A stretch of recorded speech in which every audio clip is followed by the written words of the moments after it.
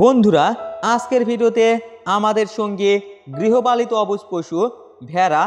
আমরা মহান আল্লাহর প্রতিটা সৃষ্টির প্রতি শ্রদ্ধাশীল এবং পরম যত্নশীল। আজকে প্রথমে আমরা ভেড়াকে গোসল করাই। গোসল করানোর পর এখন ভেড়াকে একটু রোদ পোহাতে দিচ্ছি। এখানে ভেড়া রোদ পোহাচ্ছে, সাথে পরম আনন্দে ঘাস খাচ্ছে।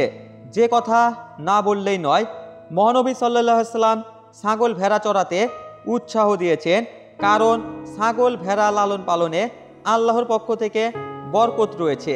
উম্মে হানি রাদিয়াল্লাহু আনহা থেকে বর্ণিত, রাসূল সাল্লাল্লাহু আলাইহি সাল্লাম তাকে বলেন, তুমি ছাগল ভেড়া লালন পালন করো, কারণ তাতে বরকত রয়েছে। ইবনে মাজাহ হাদিস নম্বর 2304।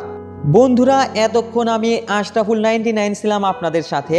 আমরা সর্বদা সমাজের অসহায় মানুষ পশু পাখিদের পাশে থাকি। ভিডিওতে একটা লাইক দিয়ে, কমেন্টস করে, ভিডিওটা ফেসবুকে শেয়ার করে, চ্যানেলটি সাবস্ক্রাইব করে আপনারাও আমাদের পাশে থাকবেন ইনশাল্লাহ।